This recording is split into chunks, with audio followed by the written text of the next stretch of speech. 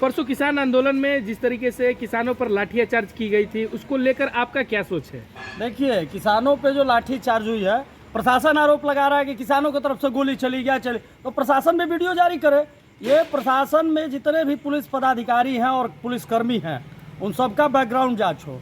ये लोग राजद मानसिकता वाले लोग हैं, जो कि चुनाव आया है तो चुनाव के बहाने ये भाजपा के वोटरों पे मजदूर किसानों पर लाठी चलवाने का काम किए हैं। कैसे कैसे कह सकते हैं कि ये राजद मानसिकता के पुलिस होने लगे? इस तरह का बेरहमी जो हुआ है, ये महिला छुप रही है पुआल में, वो महिला आतंकवादी है, गुंडा है वो महिला। ये अभी जांच की बात कर रहे हैं, साफ वीडियो है। उस वीडियो में तुरंत जो भी पुलिस पदाधिकारी है उसको तुरंत सस्पेंड करना चाहिए, और सस्पेंड ही नहीं, उनको बर्खास्त किया जाना चाहिए। जिस तरह से उन्होंने अत्याचार किया है वो वीडियो साफ दिखा रहा है घर के सामने से। और ये बात कहाँ तक न्याय संगत है कि अगर धरना प्रदर्शन थर्मल पावर के गेट पे हो रहा था, गेट को छोड़ के वे बनारपुर गांव में पहुंच जाते हैं और घरों में घुस के मारते हैं, सीसीटीवी फुटेज को तोड़ते हैं, ये कहाँ न्याय संगत है? ये सारे लोग सरकार विरोधी लोग हैं। सरकार को बदनाम करने के लिए इसमें जो लोग भी हैं, मैं तो मांग करता हूँ माननीय मुख्यमंत्री और माननीय उप मुख्यमंत्री से कि पूरे जिला के प्रशासन की जांच हो कि किस नियत से लोग गया था, लोग किसके इशारे पे गया था, लोग किन लोगों के इशारे पे ऐसे लोग गए थे। भाई आप बात करने गए हैं और आप कह रहे हैं कि गोली चल गई, गोली चलाने का आरोप लगा रहे हैं। तो गोली चले, जब प्रशासन चलता है, बड़े अधिकारी चलते हैं। जिला पदाधिकारी ने प्रेस कॉन्फ्रेंस किया। प्रेस कॉन्फ्रेंस में उन्होंने कहा कि हमारे पास गोली चलाने का जो हवाई फायरिंग हुआ है या पथराव जो हुआ है किसान के द्वारा किया गया, उसका वीडियो फुटेज है। और उन्होंने बोला एसडीएम सर को कि आप पत्रकारों को सजा करें, लेकिन उन्होंने अभी तक ऐसा वीडियो सजा नहीं किया। हमको तो वहाँ ये भी सूचना मिला है कि पत्रकारों को गाड़ी मार के तोड़ने लगा लोग है। पुलिस तोड़ा है पत्रकारों की गाड़ी को कि पत्रकार कवरेज मत करें। ये तो आप बात करने गए ही नहीं थे, आप तो सीधे वहाँ टारगेट करने गए थे। चौसा के किसानों की जो भी मांगे हैं, जायज़ मांगे हैं। कई दौर की बात हुई, माननीय मंत्री जी के साथ बात हुई यहाँ दिशा के बैठक के बाद। माननीय मंत्री जी उस दिन वो लाइट एंड साउंड के कार्यक्रम में देर रात पहुँचे, ये वार्ता करने के बाद। लेकिन मैं स्पष्ट कहना चाहता हूँ कि इस पूरे मामले की उच्च स्तरीय जाँच हो और रिटायर्ड जज की कमेटी बना के पूरे घटना की जाँच होनी चाहिए, और दोषी तमाम पदाधिकारियों पे, चाहे वो टॉप लेवल अधिकारियों का कहना है कि उच्चतम न्यायालय का आदेश था, उच्च न्यायालय के आदेश के अनुसार उच्च न्यायालय का आदेश पीटने का था। आप सबको गिरफ्तार करके ले जाते हैं और आप कह रहे हैं कि हम गिरफ्तार करके ले जा रहे थे तो वहाँ लाठी चल गई। आपने एक और भी दावे लगाए थे, उसमें बोला कि जिस तरह राजद मानसिकता के जितने भी पुलिसकर्मी हैं वो राजद मानसिकता के लोग हैं।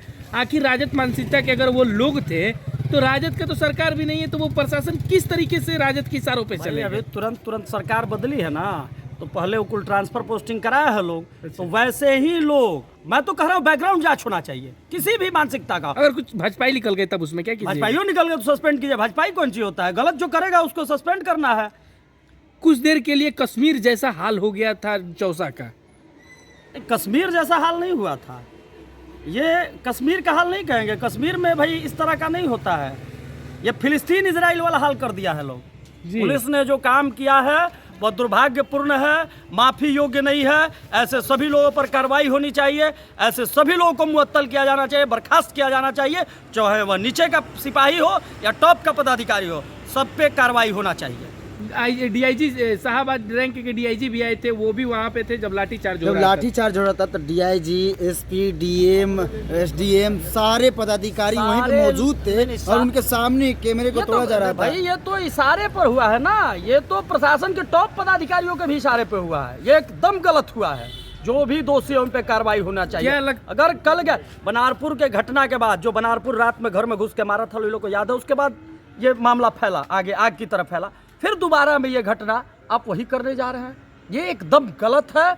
और मैं पक्ष में हूँ चाहे विपक्ष में हूँ, चाहे सरकार हमारी है, जनता पर अगर अत्याचार होगा तो हम उसके खिलाफ बोलेंगे। और आदर्श आचार संहिता का समय उसका दुरुपयोग किया है प्रशासन ने, इस पर कार्रवाई होनी चाहिए। जिला पदाधिकारी के द्वारा कहा जा रहा है कि 20 पुलिसकर्मी घायल हैं और उनका फुटेज वीडियो कहीं नहीं दिख रहा है। अरे ये सब झूठो साचो, अधिकारी लोग अपना बचाव कर रहे हैं, ऐसा कुछ नहीं है, कोई घायल नहीं है। ये लोग प्री प्लान करके गया था कि हम लोगों को धरना खत्म करा देना। धरना खत्म होना चाहिए, बातचीत होना चाहिए, क्या मामला है उस मामले को थोड़ा सा 19-20 करके निकाला जाना चाहिए। लेकिन पदाधिकारियों को तो जिला के पुलिस पदाधिकारियों को ट्रक वसूली से फुर्सत मिले तब ना। अगर मान भी लिया जाए कि धरना प्रदर्शन जब हो रहा था उसमें असामाजिक तत्वों के द्वारा पथराव किया गया था, तो उनको चिन्हित करके उनको गिरफ्तार करना चाहिए था। हाँ, ना कि घरों में जाकर, गाँव में जाकर मारना घरों में जाके आपने पुरुषों को ही नहीं महिलाओं और बच्चों को भी पीटने का 4 साल के बच्चों को भी मारा गया है। ये 4 साल की बच्ची को आपने मारा, वो महिला को मारा जो जिसका वीडियो सरेआम पूरी दुनिया देख रहा है। बक्सर शर्मसार हो रहा है। क्या लगता है कि पुलिस राज था कि गुंडा राज था? ये गुंडा राज था, पुलिस राज था, ये गुंडा राज था, एकदम कंप्लीट गुंडा राज था। ये एकदम गलत तरीका हुआ है। मैं भारतीय जनता युवा मोर्चा का अध्यक्ष हूँ, मुझे तो दुख हो रहा है कि भाई अगर लोग कह रहे हैं हमसे कि हमारी पार्टी की सरकार है, आदर्श आचार संहिता का समय है, उस समय पार्टी का और सरकार का कोई पक्ष नहीं चलता है, लेकिन जिस तरह से मार्शल लॉ बना के इन्होंने इस तरह का गलत कुकृत्य किया है, यह निश्चित रूप से दुर्भाग्यपूर्ण है और ऐसे लोगों पर कार्रवाई होनी चाहिए। और चुनाव समाप्ति के बाद मैं निश्चित रूप से मांग करूंगा कि चुनाव समाप्ति के बाद, अभी तो आदर्श आचार संहिता का समय है, सब लोग मनमानी कर ले, लेकिन चुनाव समाप्त होने के बाद मैं निश्चित रूप से अपने माननीय उप मुख्यमंत्री और माननीय मुख्यमंत्री से कहूंगा कि चौसा के घटना पे संलिप्त सभी पदाधिकारियों पर कार्रवाई होनी चाहिए। चौसा में हुए घटने के बाद माननीय सांसद महोदय अभी तक वहां पर जायजा लेने के लिए नहीं पहुंचे, किसानों से बातचीत करने के लिए नहीं पहुंचे हैं। सांसद महोदय का कुछ व्यक्तिगत मामला है। सांसद महोदय है नहीं बिहार में, सांसद महोदय अभी दिल्ली हैं और सांसद महोदय ने उस घटना को तुरंत संज्ञान में लिया और तुरंत उस पर उनका बयान भी आया था। सांसद महोदय ने हम सभी से जानकारी भी ली है और सांसद महोदय जैसे ही बक्सर आ रहे हैं, मंत्री है, अंतिम समय की व्यस्तता है, ये सरकार के जो सरकार का कामकाज है उसकी व्यस्तता है, और माननीय मंत्री जैसे ही वहाँ से कार्यकाल का अपना कामकाज देख के पहुँचेंगे, बक्सर पहुँचेंगे और पहुँचने के साथ वहाँ चौसा जाएंगे। आज खेत में से एक बुजुर्ग मिले हैं जिनका कहना है कि पुलिस के द्वारा मुझे मारपीट के बाद मरा हुआ समझकर मुझे खेत में फेंक दिया गया था। 3 दिन बाद आज होश आया हुआ है और उनका सदर अस्पताल में आज इलाज हुआ और उन्होंने अपना बयान भी जारी आज किया है। भाई मैं तो कह रहा हूँ यह दुर्भाग्यपूर्ण घटना है। यह जालियांवाला बाग हत्याकांड की याद दिलाता है। यह जनरल डायर के रूप में बक्सर डीएम और एसपी ने जनरल डायर जैसा कुकृत्य किया है। इसकी जांच होनी चाहिए। अगर जो भी पदाधिकारी वहाँ थे, ये जनरल डायर की भांति ये इन लोगों ने अपनी भूमिका निभाई है। ये एकदम गलत है। ऐसे सभी लोगों पर मैं कार्रवाई की मांग करता हूँ। किसी को खराब लगेगा, पदाधिकारी वीडियो देखेंगे तो उनको लगेगा भाई कौन बोल रहा है, ठीक है ये, लेकिन जिस तरह का आपने किया है ये एकदम गलत किया है। यह मैंने इसको देख के जालियांवाला बाग हत्याकांड हम लोग नहीं देखे हैं, लेकिन जनरल डायर ने कैसा अत्याचार किया होगा वो अत्याचार आज वीडियो के माध्यम से हम देख रहे हैं। बक्सर एसपी और बक्सर डीएम जनरल डायर की भूमिका में थे। ये कितना बड़ा कुकृत्य। अगर आपने बताया कि वहाँ डीआईजी थे तो डीआईजी भी जनरल डायर की भूमिका में थे और देश की जनता, बक्सर की जनता, चौसा की जनता, बनारपुर की जनता, उनका जो कार्रवाई तो भाई उनके खिलाफ हम नहीं कर सकते हैं, लेकिन हमारा जो रोम है, हमारा जो आत्मा है, उनको श्राप दे रहा है, उनको आशीर्वाद नहीं दे रहा है और वो कभी फलित नहीं होंगे ऐसे लोग। ये एकदम या विश्वामित्र की तपोभूमि है और गलत लोगों का हिसाब गंगा मैया और ईश्वर भगवान करेंगे। क्या परिचय हुआ सर? सौरभ तिवारी, जिलाध्यक्ष भारतीय जनता युवा मोर्चा बक्सर।